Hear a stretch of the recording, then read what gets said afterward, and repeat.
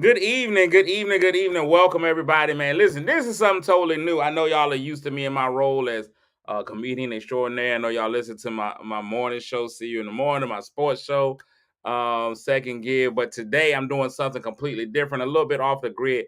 I believe this. It's one of the things that I truly, truly believe. I believe that anytime that God has graced us with things, we have to be able to reach back and give back. I if anyone that doesn't know who's not watching, who doesn't know me well enough to know, I was born in Colorado Springs, Colorado, but I was raised in the capital of Virginia, Portsmouth. And some people are gonna argue and say Richmond's the capital. I don't have time for that kind of negativity. But I'm still here, still live in the city, still a proud product of it. I talk about it wherever I go. I rep Portsmouth to the fullest and to the best of my ability. And so I still believe that you have to give back to the city that you're in, man. And I have a great responsibility. Portsmouth has been very good to me. And so I want to give back to Portsmouth. One of the ways that I could do that is by having just some civil discourse with some of the people who live in the area. So today, just something new. Go share it with everybody. Tell everybody to tune in and watch. I've got one of the most important people in the city of Portsmouth, man. And not only is she an amazing worker for and with the city, but she's just a good person. And she's somebody that I don't think everybody has an opportunity to get to know and get to see. So this is an opportunity for you to get to know and see her. It's my civic duty. I'm gonna become Oprah, Phil Donahue, and hopefully not Jerry Springer, all in one tonight. And we're gonna have a one-on-one talk with the interim city manager. And the interim word is a part that I personally feel like needs to be dropped. She needs to be our permanent city manager. But one of the things that I give her credit for is that even though she has an interim title, she is not doing interim work. She is doing permanent work to make permanent change in our city. So please, if y'all could, just welcome to this forum the city manager of Portsmouth, Virginia, the one and only Miss Mimi Terry. How you doing, Mimi? Good evening, and thanks for having me today. Now, one thing I know about you, man, you smile through the storms, man. It don't matter what's going on, man. One of the things I've noticed watching the city council meetings, man, no matter what's going on, whatever the quote unquote hell that breaks loose, man, you still are able to sit there and smile bright through it, man. And I think that's an amazing attribute that you have in the first place. Now, let us know. First of all, about let's give us some quick facts about Mimi Terry, man. Are you a transplant coming from outside of the area, or are you a Portsmouth girl? Like, let us know about Mimi. So I am. I wasn't the day I was born. I wasn't born in Portsmouth that day, but I made it to Portsmouth the next day. The next day, they let you out early because back in the day, they used to at least keep you in for 3 4 days. You got a steak dinner on your last day, but you say that very next day. The next day, it depends on your insurance. So Okay, okay. so the next day I was in Portsmouth. So I've been. Portsmouth is my home. My parents. My dad taught at Norcom for 20 plus years. Sorry to hear My that. sister. So yeah, imagine that. So coming up, my daddy taught at my high school, and so you can imagine how that was. No dates. I didn't know why, but I figured it out later in life. But it was protection. Thank you, Jesus. Thank you, Daddy. My niece, my nephew, my son, my sister. We've all been graduates of Norcom High School. Um, Started in a little bright stars program and kept it moving all the way up and through. My sister is still a teacher at in Portsmouth at one Well, of she's a our fantastic teacher, man, shaping the minds of our youth, man. I know your sister personally. Fantastic yeah. teacher. So I've been here. I'm native. I'm here. I've been here, always been here. So I hold Portsmouth tight. Portsmouth is where I love. I worked. Well, I've been gone before. I lived in Georgia for a while. I lived in Richmond for a while, but I've always kept my heart and home here in Portsmouth. So I'm here for the long haul.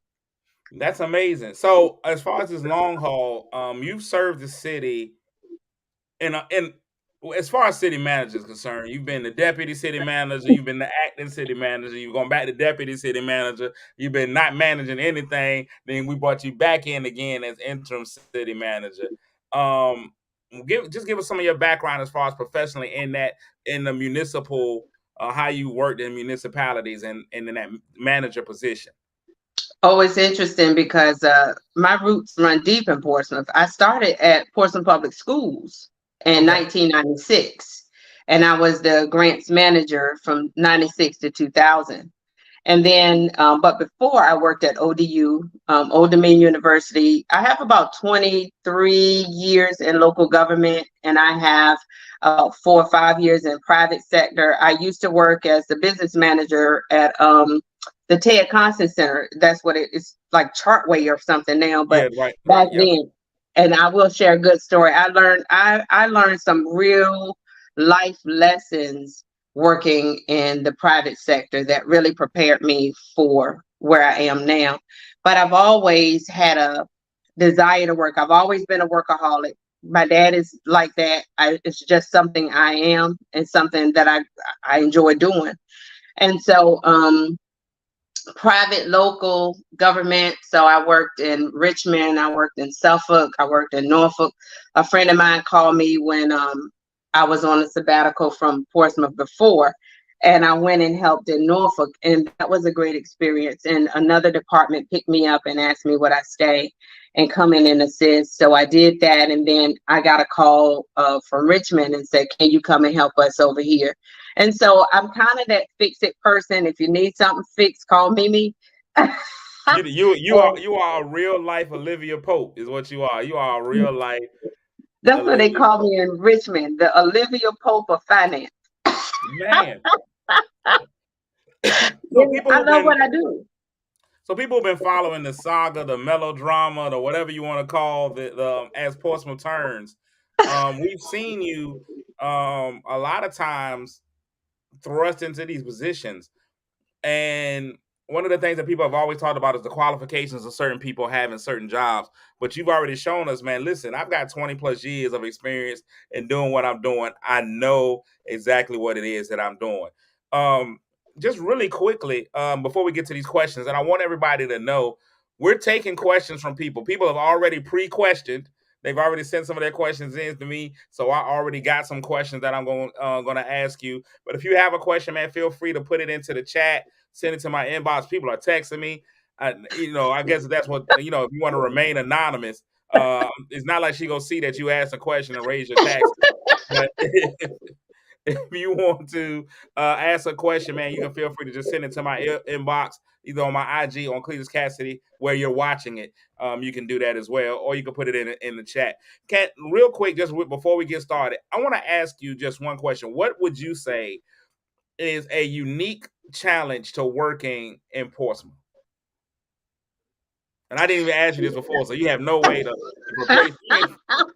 I saw your face. Oh, What would you say? And I'm not saying it in a bad way, because every area has its challenges. Like if I were to work in Virginia Beach, it's probably the challenge of having so many different types of people and all that kind of stuff. But what is unique about working in Portsmouth and that pushes and drives you? um, thank you for asking me that. One of the things that is unique about working in Portsmouth is that, let me make sure I'm saying this the right way for everybody to understand. Portsmouth has been known as from the seven cities as like the little city who could not. And so they have placed us in a category as if we are not as good as the other localities. I understand we have our challenges because again, we are limited in land, but we still hold a position in a city of this size that is still great. I just think that my biggest challenge is to knock those stigmas off that Portsmouth is the fun aunt's house. People feel like you can go, oh yeah. People feel like I can do it. I'm gonna do anything in Portsmouth, and I can go to Virginia Beach, Suffolk, Chesapeake, and I'm good. We have people that come purposely to this city to do damage to this city, and then they go home as if they did nothing wrong, or why are you bothering me? And they continue to come to our city and try to destroy our city because they feel like, where's the fun aunt's house? I can go do my dirt and then just go back home and not have that footprint there. That's over. That's over. It's done. Portsmouth is a strong city. Portsmouth is an amazing city. Portsmouth has so much to offer. but we in the fun aunt's house no more. And Man, that's my we challenge. finna be rich auntie's house. Mimi said she finna make us the rich auntie's house. I We love can it. do everything that Yeah, they can do, but better. that's been one of the issues that I've had. I've even seen that in a lot of just Mhm. anything that I'm doing. I've seen a lot of people who I don't want to. I can say what I want to say because I don't hold a municipal job. I've seen a lot of people I'm who can't be interim. successful in their city. They weren't able to be a leader in their city. They weren't able to do whatever they Right. wanted to do there. So they come over here and be like, "Oh, I can Hmm. build my way in Portsmouth, and Right. I can be somebody here." And for some reason, Portsmouth has been accepting to a lot of those people. So I love the fact that you're saying, "Listen, man, we got our own homegrown, amazing people. Let's put Right. them in the spotlight." But let's do this. Let's get into some of these questions so that I don't have you here all night. Because you already told me you're the first one in the building and you're the last one out. So Last that one to means leave. And you got to be to today is work in been about a 10 to long 15 minutes. Um, I'm gonna start with this. I'm gonna go through some of these questions. Let me throw this one out here really quickly. okay. Um, and it's a weird question to start with, but I think it's a layup. Okay. What's so important about this water tower in Portsmouth? Why is that such a big issue in Portsmouth? I've gotten more calls about are they gonna paint the water tower? Is it real that they're painting the water tower? So are they painting the water tower? And can you tell me why the water tower and you painting it is important? Absolutely. We're painting the water tower first because it needs it. You've seen what that looks like riding by. And it says to people, it's like this. You have a house and your house is beautiful and immaculate on the inside. You've done everything you can to get that house right, to the right paint on the inside, to the right furniture. And then you go outside and your siding falling down. Your grass not cut. Weeds growing up, on your mailbox. You can't all no lights working on the outside.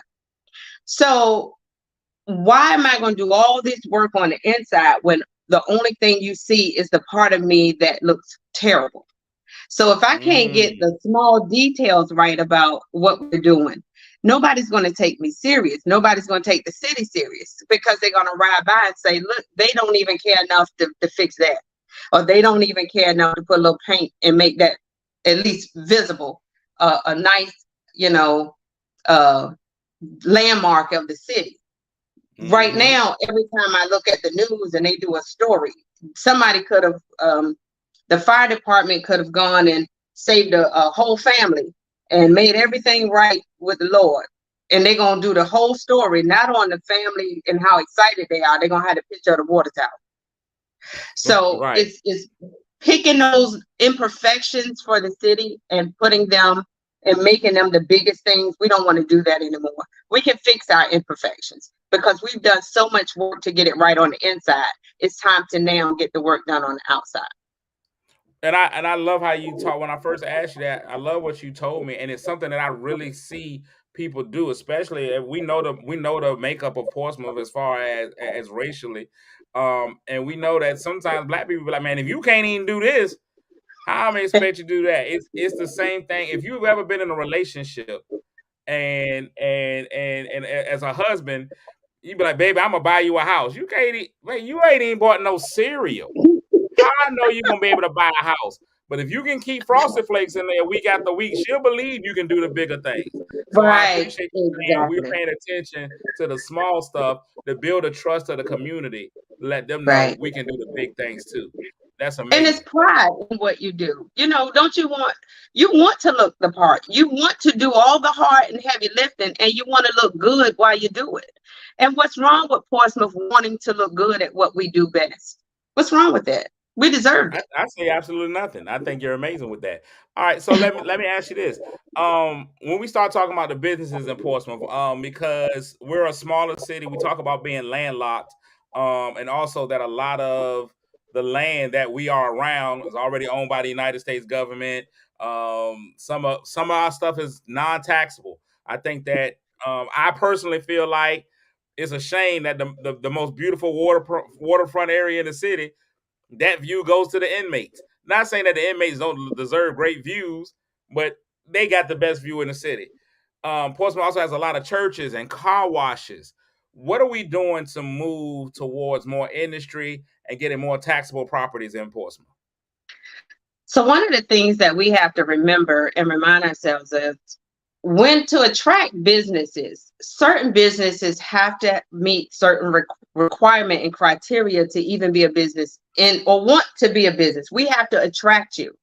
So again, if we talk about what attracts a business, if Target wants to come here, then do we have the space? Target may say, I would like to come to Portsmouth, but guess what? You don't have the capacity to hold me as Target.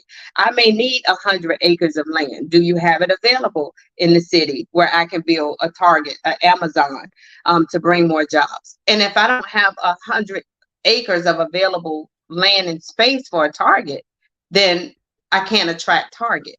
There's no mini Target. There's Target. If there is, and Ain't they're no not just going no to, tar. yeah, You get Target or nothing. You can't just get tar. and Gotcha. they're not going to reduce their footprint to make me happy or to make Portsmouth happy. They're in this to make money.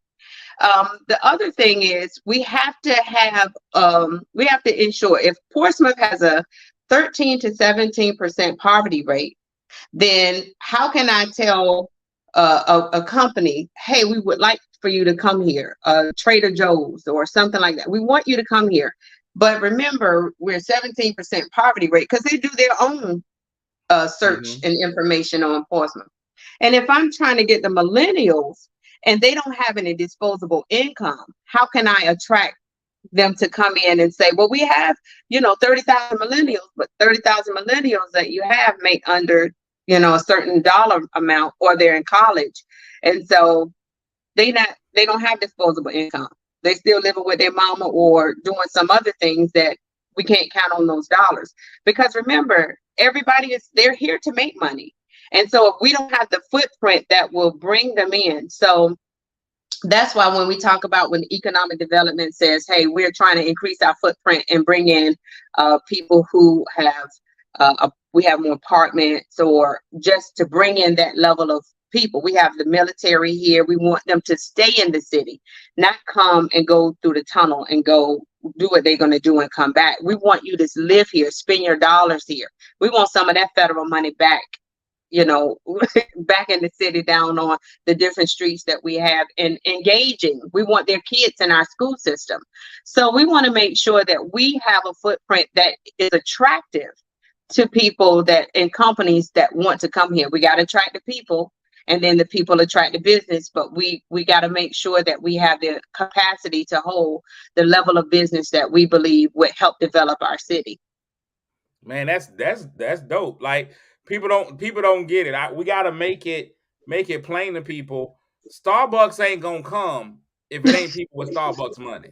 Right. You got people wonder why so many Dollar Generals. We got people with Dollar So we got General Dollar money. General money.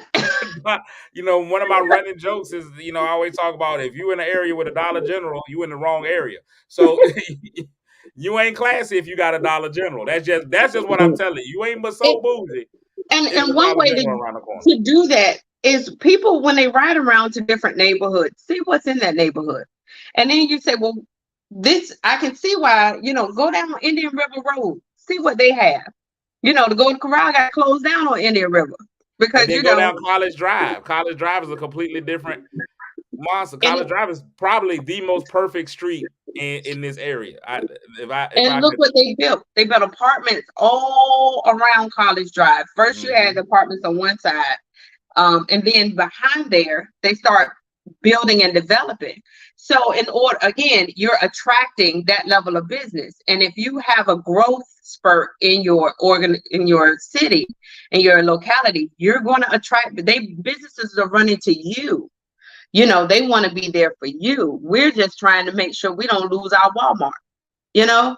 Please So don't let us use our Walmart. I go to Kroger sometimes so that I can feel classier, but I think the Walmart is really what works for me. So let me ask you this then.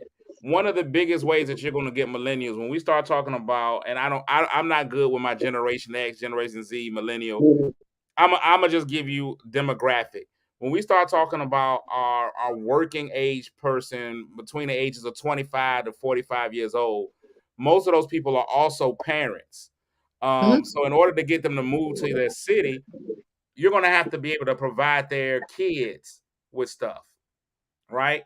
So as the city manager, man, can you, not just for the recreational part, but as far as schools are concerned, can you give me just a glance at what? Because I don't think everybody understands how it works. They've heard the term fully funded thrown around when we start talking about the schools. But could you please help us to understand what the role of the city is when it comes to funding our school systems? So, great question. The school's budget is over 300 and some million dollars. The city Say that one more contributes. time, because some my money, I'm a multi-hundredaire, so some numbers I just like hearing. I'll be ready. So it's close to about 300 plus million, because remember, schools gets money from federal, state, Title 1 through 10, state funding, federal funding, and the city contributes. So fully funding, in from an accounting standpoint, would be I'm paying your whole bill. I'm fully paying. I'm paying your car payment. Here's all your That's fully funded. $500. My Right. I'm children are fully fully funding funded your by me. right, but that's not what we're doing. So we're contributing. So your car payment 500, but I'm gonna contribute 300 to it, and that's Okay. our contribution. So we meet our contribution and beyond, as far as what the state is required us to do, because we understand that there's education is the only way we're gonna make it with our kids. And so, with that being said, when council says fully fund, I'm understanding their fully funding strategy means that the schools come to them with the proposal of an estimate of what it's going to cost the city to contribute. So the city, they're asking for that amount of money. And so the city says yes, because since I've been back in 2020, whatever the city asks, the council always gives. And so it's never been a back and forth or haggle over dollars, at least as far as I know. What they make up in the street is something else. But anytime they ask for something, the city definitely is there to meet that need. And so when they say fully fund, it means what you ask for, I give you. We're fully giving them what they've asked for. Correct. Got you. So what is the city's vision? Because I think that, and that's probably more I would need to get the superintendent on. Right. Maybe he'll get bold enough to do one of these shows too. Maybe like let me talk to you about what we're doing for the schools. But on a priority level though, how high of a priority is Portsmouth having top-notch schools to the city as far as a priority? And we've got an amazing community college right here in the school. Are Right. we fostering any partnerships with TCC to help with our educating our kids? That is a wonderful question. Right now, what if the council meeting last Tuesday talked about a resolution to transfer or to allow the schools to reappropriate $11 million, which is $9 million for a CTE school and $2 million for a bonus for the teachers. So let me just say how this works, because I think there's some confusion. The city does not control the schools, and I just want to put that on the thing. We I'm gonna say contribute. it one more time. Matter of fact, let me type you a banner so that people can see that that's exactly what you said. Just give me that statement one more time. The city. The city does not control the schools. They have a whole board. We have a council, and they have the school board. And that's their council for their purpose of this exercise. And so what happens, just like they have things that they want to go and do, they have to approve those through their board. So to get back on education, I don't know the enrollment for the schools. I don't know exactly. I have a round estimate of what we have, how many teachers. I don't know what they've lost in teachers this year. I know that after talking to some of the teachers, the seasoned dedicated teachers, there was an article in the paper in the Pilot the other day, August, and they talked about Portsmouth was one of the highest paid for starting teachers of $53,000. What they didn't identify is they have teachers that have been there for 12 years that they had to bring up now to the starting line of 53 just to be able to be compatible or for, or the beginning salary Mm-hmm. for teachers, because you can't have a 12-year seasoned teacher making less than a one I just First graduated year and I'm teacher, showing right? up today. And it shouldn't even really be close. If Right. I'm 12 years in, I should be making I ain't gonna More. say much more, but more than what Yeah, somebody because you're new is doing. dedicated and you've been here and we didn't lose you because you could have easily gone across the water. So when I think about our teachers in Portsmouth, the dedicated teachers that have stayed and fought a good fight with the things that they're, because now teachers Sometimes have to do, literally. yeah, counselor, boxing trainer, mental health, your Mm-hmm. mama, your daddy, your aunt, your cousin, your listening partner, your best friend, they are required to do so much. They changing Pampers in school. They doing they more than what teachers used to do. And so that's always going to be. So when I say they said the article was teachers are making more, they didn't finish the story with the rest of it. And I Mm. think that one of the things that the school system is saying that they're dedicated to do is a pay compression plan to start working on trying to fix those inequities in dollars, as far as what the teachers are making, because your first year teacher can't make what your 10-year teacher made, but they can bring them up to get started. But there's still some work to be done from there. So Um, I'm looking at what you said, and you throw out a big word. I don't have the financial background that you have. I know about compression socks. I don't know about compression pay. I don't know what that is. Is that when you put all the money in, all the big money in a small check? Somebody said it should be the same for all city employees. What have you done to what? make it more attractive for people to work in the city of Portsmouth? I remember when I was growing up, if you had a job, if you got a city job, your grandmama was some kind of proud. You got a Yeah, city job, a government job, or like you say, work work for the at the post post office. office. Listen, your grandma was hanging her hat on that. My baby worked for the city. You know, now it's not that big of a deal for somebody to work for the city. People aren't as excited about working for the city. What are some of the struggles? Because people are saying they're not getting paid enough. They're working them too hard. What are some of the things that you're seeing, and what are the things that you're doing to remedy any problems that we have with working for the city? So nobody's going to get rich working for the city. The city, that's just unrealistic. It's not, Just put it. Let's put it out there. Let's put it out there. it, Number one. you're a service industry. Now if you use your money and then you um, buy stocks and bonds and invest it that way, sure, you can get rich, but it ain't going to be from just your check today is going to make you a millionaire. So we got a few things that we're challenged with when it comes to employees. We're 7 cities. So that group, that those same employees that are talented and gifted at what they do and certified, they are also can go any city, 7 cities. We're all fighting for the same pool of people. And we're And close. I think that's a unique problem. It's not like you're competing with Richmond, where it's an right, hour and a half, 2 hours away, or DC.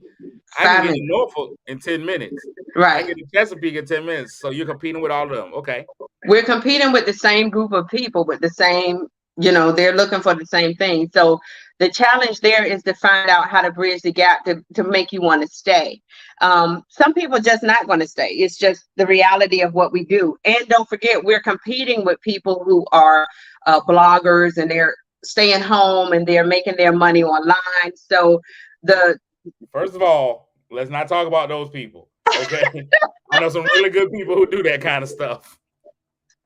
But go ahead. but and people are looking for where it used to be. I work for survival. We have a generation now, they're working for happiness. They're working for a balance. They're working to make sure that they can travel. They need the time off. They're not working at a job for survival anymore. They can stay at home and work from home and be happy and do everything they want. They're looking for a different thing that we had to take care of. We had to be on the grind. You had 2 or 3 jobs. This generation can stay at home a little longer. They can do stuff online. They can bridge the gap and make whatever they need work for them work in a different capacity than getting up at 7 o'clock and coming in at 3 to go and work for somebody or to do a public service. And And we're so not you're seeing We're not seeing them do like our grandparents did. My granddaddy never took time off. My granddaddy Right. had every last minute of PTO at when he got finished. Now Yeah. these people, they be like, how many days we get a PTO a year? Using them all. The date.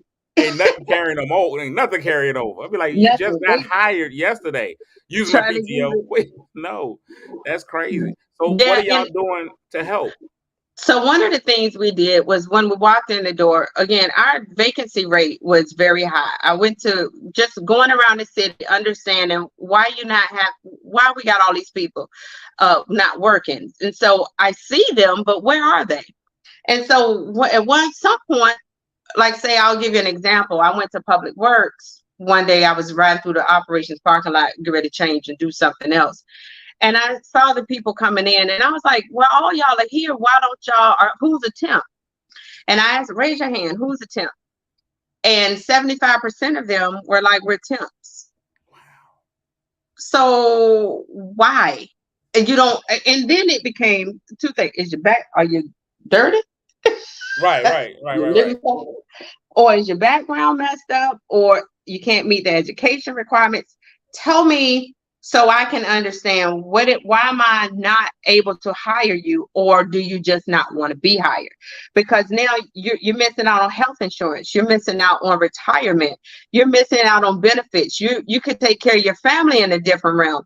You know, we're allow you to get your CDL and pay for it. We'll send you to trainings. Tell me, because if I'm building you as an employee. I'm investing in you. So I need to know, I can't invest in you as a temp, but help me invest in you as an employee. So what am I missing? So one of the things we saw as a contributing factor for that is that we had temps who had maybe a 10th grade education, but had 20 years of experience and a certification. So why can't I hire you? So we went back and looked at admin regulations, and we changed some of our policies in human resources to be able to hire. So if you can have a 10th grade education, as long as you have this amount of experience and maybe a certification. And if you have a 10th grade education and you have the experience, stay with me for a year. I'm going to get you your certification because I'm going to invest in you as an employee. And so, again, Public Works had 66% vacancy rate. Yeah, right now, I think it's like 15. And But that's see, what I'm doing. nobody sees that though. Oh, they do, but they see it in a different way. They see it in services being delivered, because again, I can't get you to do something if I can't provide a service if I don't have the people to do it. Yeah, that's impossible. You know, you can call all day long and tell me something, I need a pothole filled or something, but if I don't have the people to deliver a service, then I can't do it. They're seeing it just in a way of, now you can call if you have an issue, or we are on a regular maintenance schedule where I didn't have people to be able to do regular stuff, the basics, I'll say. But now we're in a point where we're getting the basics done because my thing is, if I got employees, I have to have the employees that are here, they're happy. Can't make everybody happy, but it is what it is. And I'm addressing your pay issues and inequities and disparities, and we're knocking those back. We still have a little work to do, but we recognize it and we started moving forward and getting that done. If your employees are happy, they're not leaving, they're staying.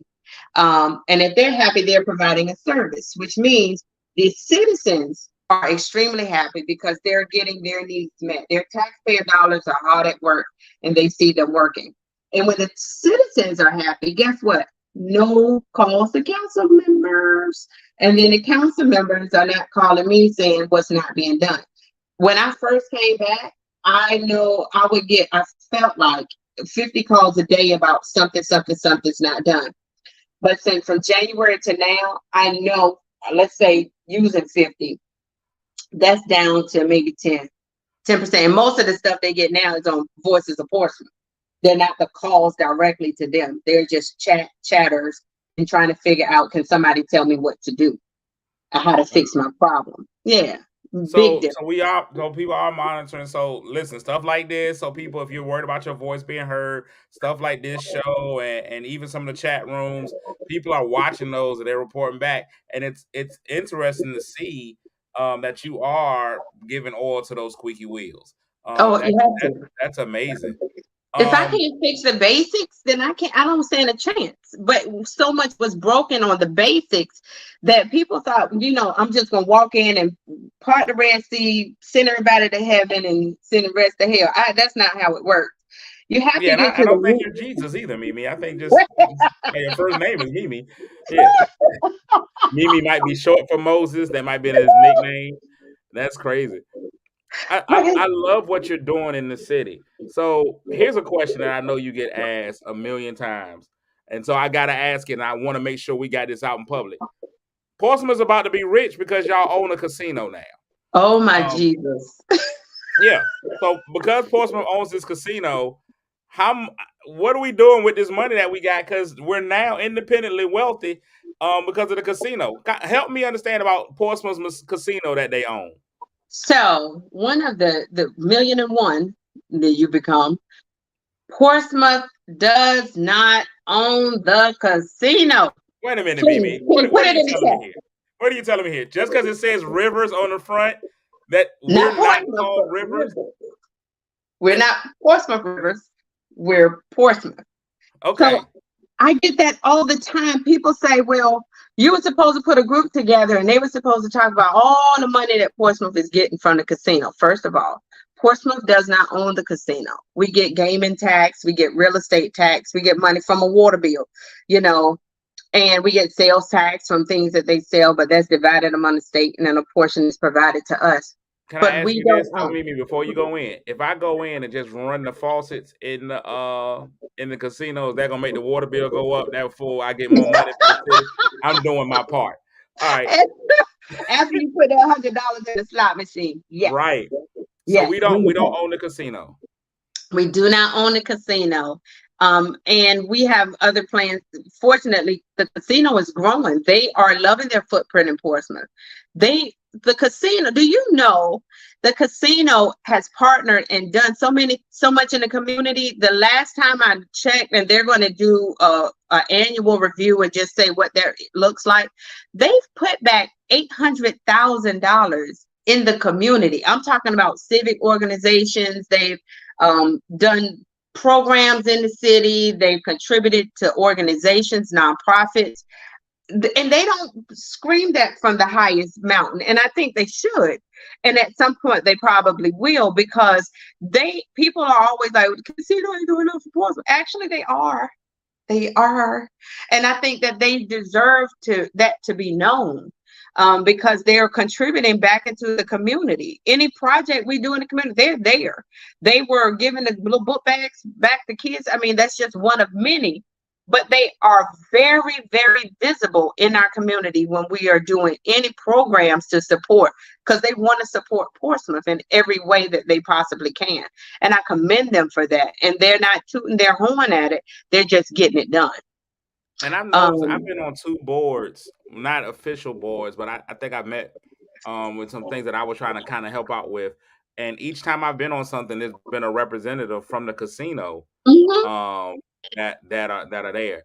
I think when I went to do Starbase, they had mhm. people there for Starbase. They were like, how can we contribute Yeah, in how the can we help? Starbase? And it was something else that I was in. So and this is a good question. So we're saying that they're giving into the communities. Which communities are they giving into? Because I think people are still not seeing. Well, first of all, I think people are impatient. And help me to help everybody understand. Break this thing down to me like I'm 4 years old. The casinos have not been open, but what? It hasn't been open a year yet. No, middle of January, middle toward the end of January. It'll be a year. It hasn't been open a year yet, but we see Virginia Pilot keep saying that the casino made X amount of money, or the casino made this amount of money this month, and so people are saying, well, the city should be getting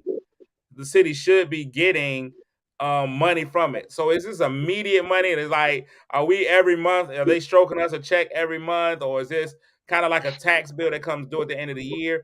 And what are the plans for the revenue that we get from the casino? Well, let's start. It's a lot of questions there. I did. I So rambled.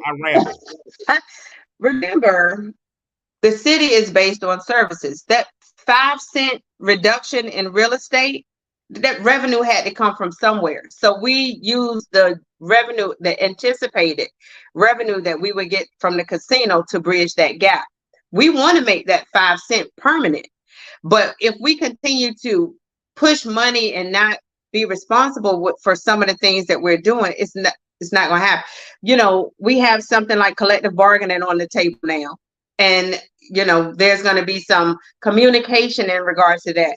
What I advise is, what my recommendation is, let us start building up our nest before we want to send every dime out. Because one thing, even with collective bargaining, it's not a one pony show. It's not a one trick pony. That is not just for public safety. It would have to expand over the whole city for all of us, all of the departments, all of services. But we seem to want to put it in a box and say it's just for fire. And that's just not true. It is relevant for all city services because it will become a negotiating deal. And so those things that are happening like that have an impact on what we do and the money that we get in, to be able to see some reductions in taxes, to be able to see some reductions, to give the citizens a level of relief. Even when we talk about veterans, veterans have served the country, they come home, they shouldn't have to pay taxes, real estate. They've served, they've done their part. So now don't forget, that's a city program, which means we invest in that. So if it's $4 million to cover all the costs associated with real estate tax for veterans, then the city absorbs that cost. And so you don't, until you have a different revenue streams in that can absorb those costs. Right. So It again, makes sense.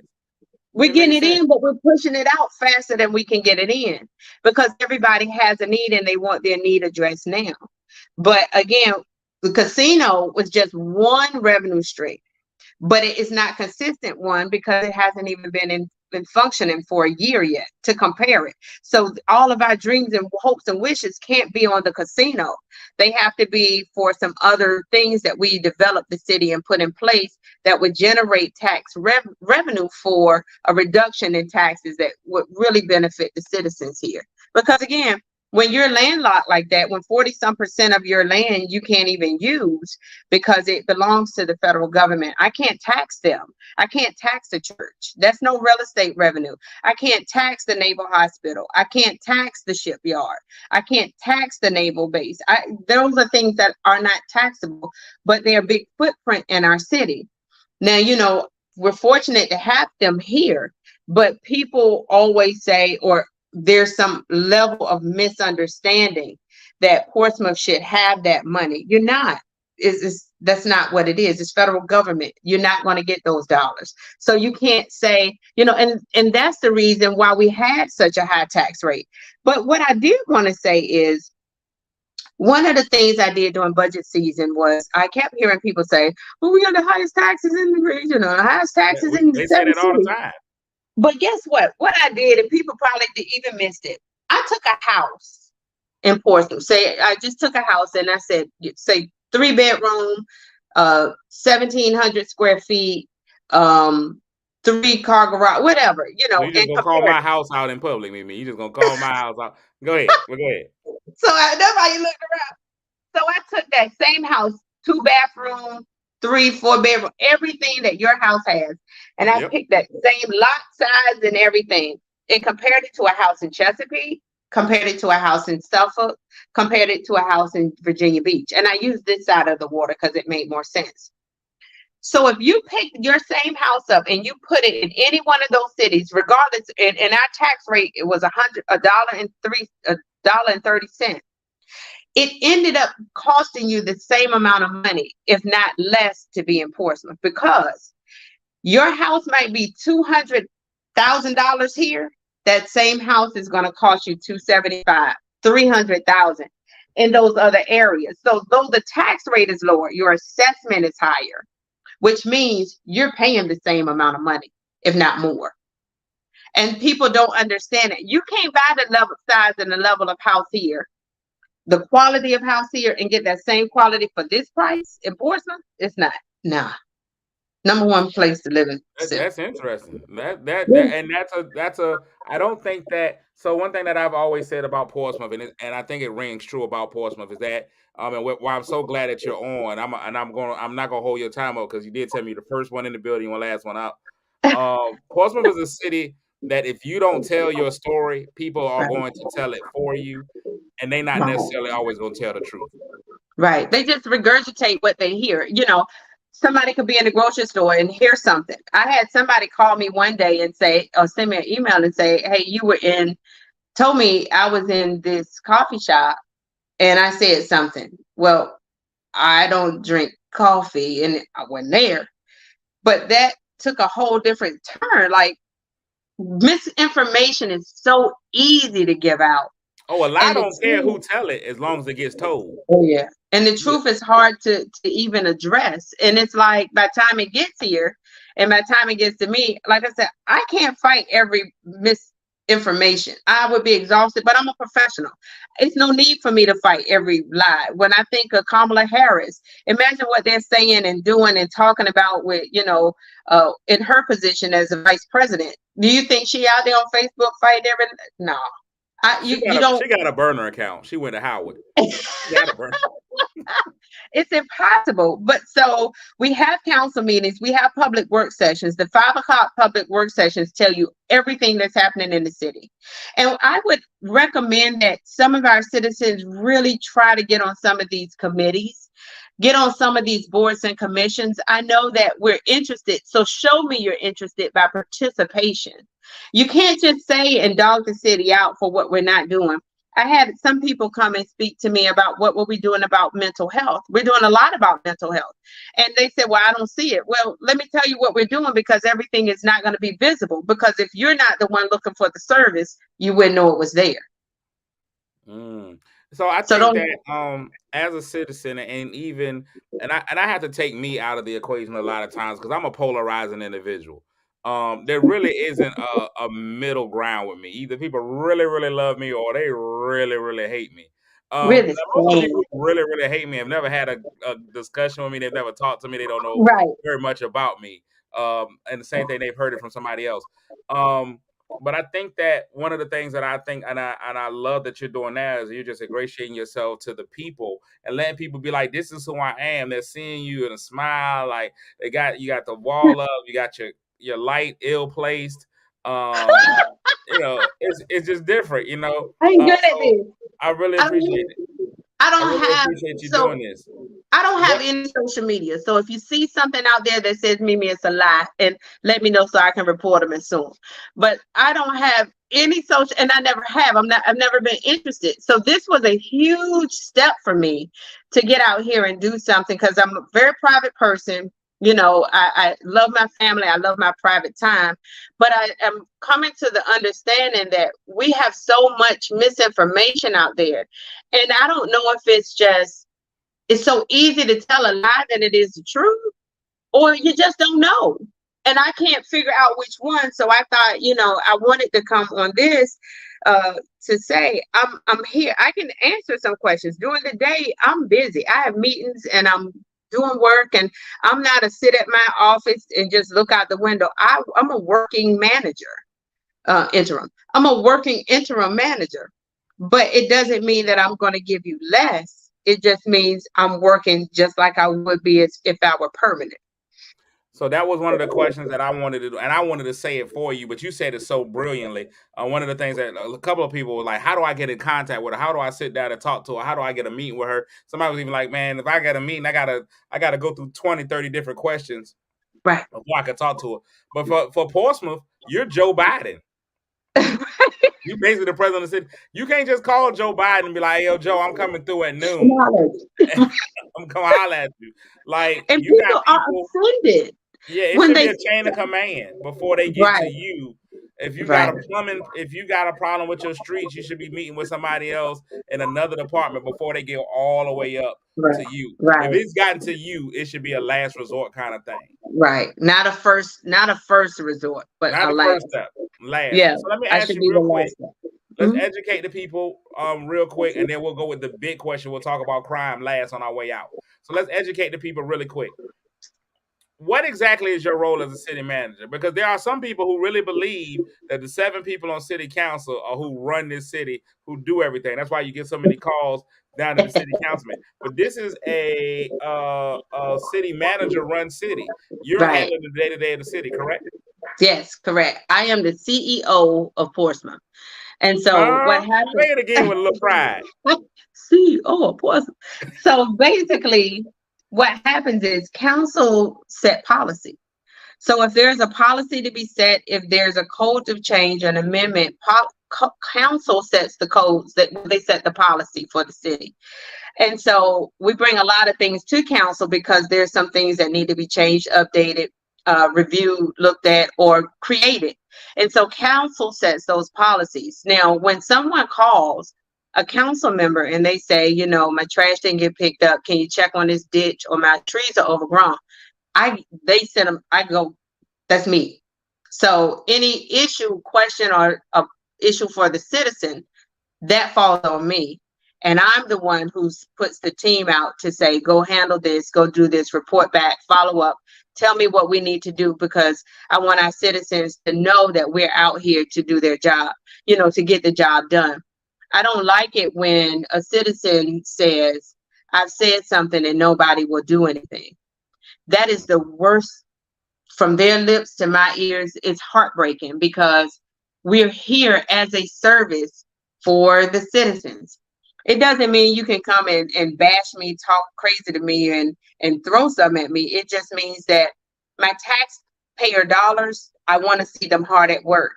And that's the goal of being here, is to get this stuff done um, for the citizens. You asked me something, I forgot. I forgot it too. It's late for both of us. I said I wanted to be rapid fire. So you're the CEO. But the checks and balances in that is that you're hired and fired by the Oh yeah, council, but you do the work. So that's the checks and balances. The council don't run nothing, but they right. kind But of they can they get kind of rid of keep me. you in line. Right. They can get rid of you. Right. Somebody got to be the parent. All right. So, Yeah. yeah. So Quick check. consider. We want to do quick questions. Churchland Bridge. How long before that thing's open? Let's hope November. So we put out that it should be done in November. It looks, if you've been past there, it looks so much better. And so here's the thing. Eventually, we're going to fix the other side too. So enjoy yourself. Right on. But hopefully by the end of November, we want to get it right before the holidays, because we know families are coming in from out of town and we don't want that congestion in that area. We want to get it right. Got you. One of the wonkiest systems that we have here in Portsmouth reminds me I need to go check my front yard. Is the trash. Trash day. Sometimes you put it out there, it comes on the right day. Sometimes they don't. They don't leave you no note, no explanation. What's going on with the trash in Portsmouth? Not only in your trash pickup here, but some of the bulk trash in the streets. So I'm gonna write this down so I don't forget, because I love talking trash. Senior, that we're gonna talk about the seniors, we're gonna talk about bulk, and we're gonna talk about just pickup. Yep. So one of the things in one of my meetings I presented to council is that what we found, trash used to, let's start with the all the stuff in the city. On Cavalier Boulevard, we put some big trash cans out I've there. seen it. Right. And and unfortunately, people from other cities and contractors are dumping there. They ain't even making it into the thing. They just throwing it outside. Shame on them. And they are dirty for doing it. But the reason we did it was because that same amount of trash that you see them overfilling, they would drop that all around the city. We would be on a secret squirrel mission, going down holes trying to find, people are dumping trash, and they got their favorite little hiding places where they would do it. So in order for us to not spend so much time chasing trash, just throw it right there. We'll pick it up. I'm just, We ain't gonna it's ask no supposed to questions. We be. gonna do nothing. I've been part of a Not team that's right went now, out there and cleaned it up. but I'm gonna get them though, because this is a warning to the contractors that are dumping that trash. I'm gonna get them license plates. and you're gonna get a fine. And that fine is $2,500. Throw some in there if you want to. Okay. So I'm gonna let that go. But it's for our residents. So now moving forward. We're changing our trash days because our trash days are normally Tuesday, no, Monday, Tuesday. They were off on Wednesday and then Thursday, Friday. Every holiday, so we got 12 holidays, 8 of 10 them of are them on on Monday. Monday. So again, we're spending money in overtime. We're spending money. Our trash trucks are down. They don't have but one day to try to get it together, get them cleaned up, worked on if there are any issues. And it put us behind in our schedule because you might be off on that Monday. The city is closed, so they're not picking up on Monday. Then they're off on Wednesday, which drives us into overtime if they haven't gone out of town for whatever holiday was on Monday. So, right. And so we had to take a holistic look and say, Mimi, let's bridge this gap. Me and Mr. Stallings, hey. And shout out to my mama and my sister and everybody else. So anyway, and all my Portsmouth family that work for the city. I love y'all. I love y'all. So anyway, the and D. Hey D, because I know you're out there. Do shout outs at the end. All right, so the trash days are now effective November 6th because I think that's on a Monday. The trash schedule will change. You can go to the website and see the trash days that are changing, and it's I think changing because ended up changing. Right, it makes more sense. We were spending 12,000, and this is just the top. We were spending $12,000 a day whenever we closed or had a holiday on Monday, and then had to do that makeup because that drives overtime. Because they would normally we're off on Monday, they would normally be off on Wednesday. So now those 4 10s, they're gonna make up their 4 days, but now 10-hour days, but now they've added Wednesday in there, which would normally be their day off. You got a holiday and you got overtime on Wednesday because that's your normal day off. And now that's your makeup day. So just top heavy, $12,000+ a day in overtime. That doesn't even include your temps that you had working. That doesn't include the wear and tear on your trucks. That doesn't include the gas, anything that you did to keep business as usual. Doesn't even include that. That's just the top layer of what it was costing the city. So, I'm numbers. It didn't make it make sense. Them dollars won't make sense to me. So me and the director sat down and we looked at, and then his deputies looked at, how can we make this better? One, for our citizens, so they can get some relief on that trash in there. Running those trucks like that. The trucks now, when they come in on Friday, they can work over the weekend if they need to get them up to speed. And they would have Monday as their oil change. So I can dedicate Monday just to those trucks, knowing that they'll be in the yard. Y'all have seen the new fleet we've had. They look like big white little puffs, sky, clouds. Those are a new fleet that we have in. We looked at when we looked at our fleet, what would be the best source for our citizens? We had to have smaller trucks for some. You've seen all kinds of different sizes now. We went with a different strategy on getting our fleet built up, because what you used to be able to spend $300,000 on a whole fleet of waste trucks, that might just buy you one if you're lucky. Oh yeah, it's expensive. Trash is expensive. We've even incorporated, because I see some, why, Cletus? Why do people throw trash out their window when they driving? Why are people not they don't have no pride? I'm like, you decide to clean out your car at the light. Whenever you go to a light, now I want you to start noticing this. Whenever you go to a stoplight and it's a corner or something in the middle, see how much trash is sitting right there at that light. People are literally sitting there throwing their trash out the window. We can't clean it up fast. We added in my trash team, I love y'all. We hired some part-time people to come in. It's about 5 of them. And they go around the city and they clean. You'll see them because they have orange bags. And I'm trying to get them full-time because they're intricate part of keeping us clean.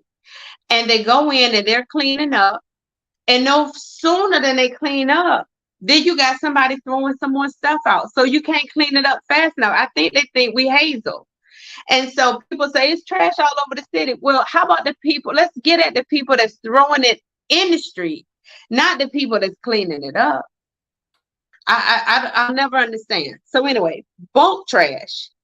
You'll have to go online. This is all effective November 6th. One thing, if you live in any other city, Chesapeake, Virginia Beach, you have to call in. Do you know what Portsmouth would normally do is if Every week. our drivers ride around and pick up trash, they'll call somebody and say, hey, it's a bulk pickup over here, or they'll just ride around all day. That's too much wear and tear on our trucks. It's too much wear and tear on our people, and they may miss something. It's it's not logical to think that they're going to catch everything. So what we do now is you have to call in or go online and say, I have a bulk trash pickup that I need. Pick up this, pick up couch, pick up, I threw this outside. And so that we can identify what needs to be picked up, and that would reduce our routes because we can go straight to the issue. We don't have to ride around looking for it. We go straight to it. And then we can identify if there's a contractor doing something and putting stuff out there and they're not paying their fee, or is it a citizen who just decided to go and do some yard work and get this stuff taken care of. And so we're not booting seniors off. Right now we have a program that if you're a senior and you can't roll your trash can or out, we still do recycle. I don't know what the rumor is now about recycle, but we still do recycle and we still do trash.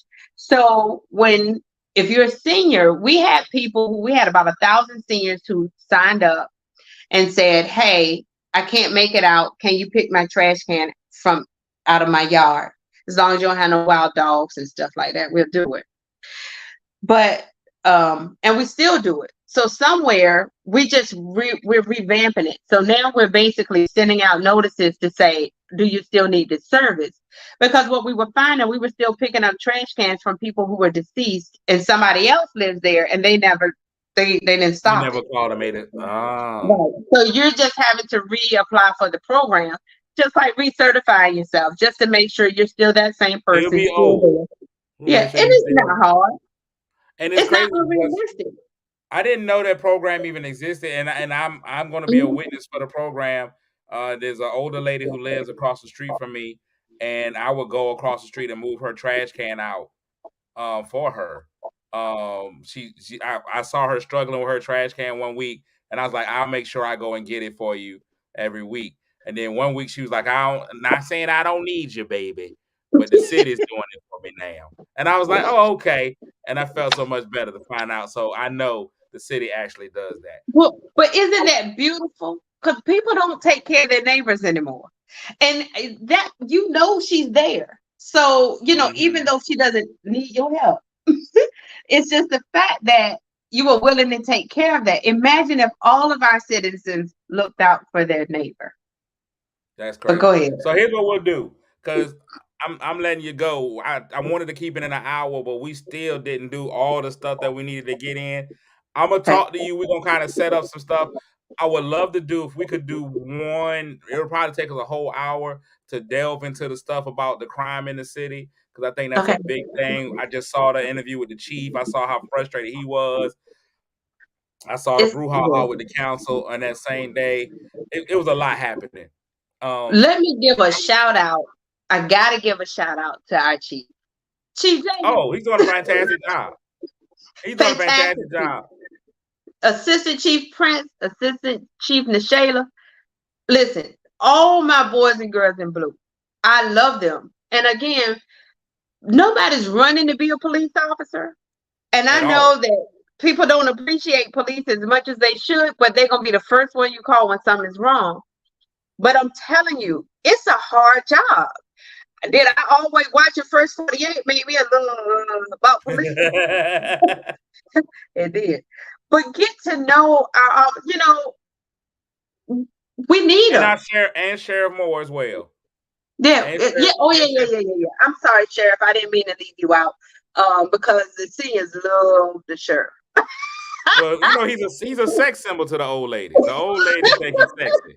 He said his little bald head. They Yeah, love. now he They got love that big him. black truck, and everybody loves him. And let me tell you something the sheriff did that I don't think people really know that he did this. So, with our homeless population, and shout out to Dr. Darlene, who runs the PVH, Portsmouth Most Volunteers for the volunteers for the Homeless. homeless. Well, we had a situation where the churches used to assist Dr. Darlene and let the homeless come. So, and again, I don't think people really know he did this for them. The sheriff allowed them to turn one of his facilities into a homeless for her to house her homeless. When everybody turned their back and closed down for COVID, and then when they restarted, they didn't light a fire to give her that opportunity again. He stepped up and he opened that door for her. And they used that one of his facilities for that. And I commend him for that because there was a need and he didn't hesitate to try to fill that gap, bridge that gap. So we did some modifications to the building so that they could house them. But again, they may not know he did it, but he did it. And I think I want to thank him for that. And I'm sure Dr. Darlene thanks him every day because we still have to have a place for our homeless society. And And that was that that was was the just other thing I wanted to talk to you about. I wanted to do a show where we talk about the crime and we talk about the homelessness. I think just I want to applaud you. I don't think that I've seen any other city manager or any other city who's doing what you're doing right now and being this open and talking to the public and taking their questions. I will ask this real quick because somebody put it on there. Do tree limbs and stuff count in that bulk that they're gonna have to start calling in? yes, but as long as they're cutting them down, what's Yeah, I happening mean, is like if I cut down a tree limb and leave it out there, I need to call in the bulk people right, starting November 6th. Okay, right, somebody yep. asked that.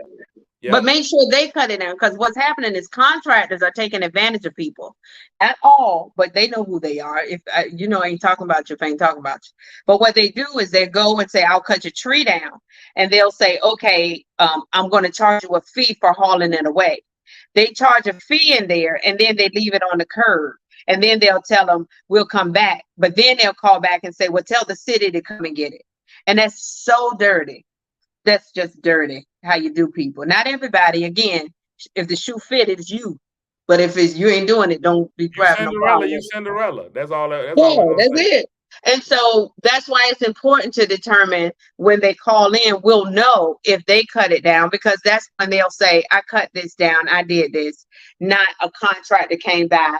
And so we'll be able to kind of manage that a little better and charge the contractor because they're getting over. It's not fair to the citizen either. Great. So I gotta get you back so we can talk crime, we can talk homelessness, and we can take a deeper delve into some of the financial stuff in the city because there's a lot of misinformation going around about it. Like we don't again. Let me put it up one more time just so that you don't have to answer the question anymore. So the city does not control the schools, and the No, city does not own on the the casino. casino. The city does No. not own the casino. Thank you so much, the honorable Miss Terry. I apologize for throwing the S on the end. Uh, Miss, the Miss, coolest unicorn in here. thank you so much for doing that, and I'll let everybody know when we do it again, man. And let me say this. This wasn't something that I sought out. I didn't go find you, didn't go run you down, be like, I need you to do this. This was something that you said, hey, I need to do this. I want to be able to do this. I want to provide this to the people. So I thank you for using me as a conduit to get it out to the people, man, that you thought enough of little old I me would to have let it me no know. other way. And then let me just say this to you. I'm not talking to anybody but you. How about that? There you go. So how about that, Wavy? Don't even How about try. that? How about that? Thank y'all. Thank you so much, everybody that Thank tuned in, man. Listen, we got to make sure we get her kudos while she's here. She's hard working, and even for my mayonnaise people that are watching, it's just so amazing to see a black woman that's running with such elegance, class, and doing such a great job. So thank you so much, Mimi, I hope for this helps. just being I you. hope it helps. I hope the citizens enjoy it, and I hope that some positive things come out of it. Because again, I don't have a lot of time, but I want to give you that. And if it reaches more people this way, then I'm open. Oh, it's gonna reach because people gonna be seeing me in Walmart and they be like, "Hey, I seen you talking to Miss Terry. How the city lose? How the city lose the casino already?" I be like, "We didn't lose it. We won't never our casino. Well, no. Take the interim off. That's our city manager." Thank you, Mimi, for being you. Look, Thank my you. favorite city council person, LL Cool Burke is in here. So she says a great Hey, forum. Yeah, she's in here. Honorable Vice Mayor.